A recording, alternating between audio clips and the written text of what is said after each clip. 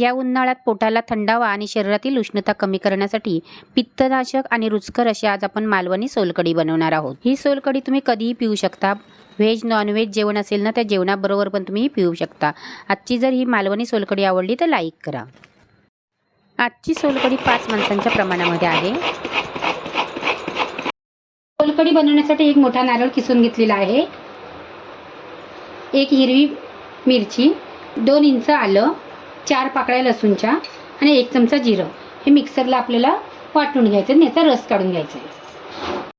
मिक्सरच्या भांड्यामध्ये 4 लसूणच्या पाकळ्या, 1 चमचा जिरं, 1 हिरवी मिरची, आल्याचे बारीक काप करून घालायचे, थोडं थोडं खोबरं घालायचं, त्याच्यात पाणी घालायचं आणि मिक्सरला बारीक असं वाटून घ्यायचं।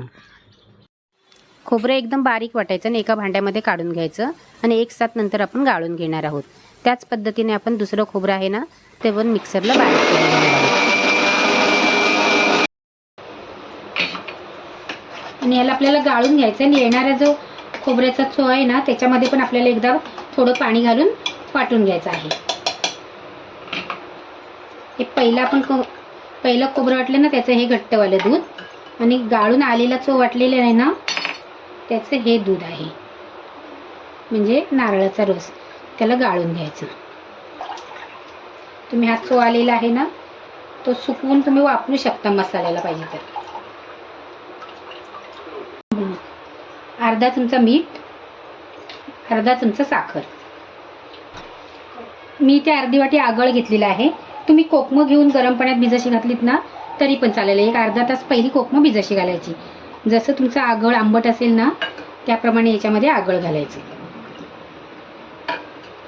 आणि सोलकढी म्हटल्याच्या नंतर थोडी घट्ट पाहिजे आणि थोडी आंबट पण पाहिजे।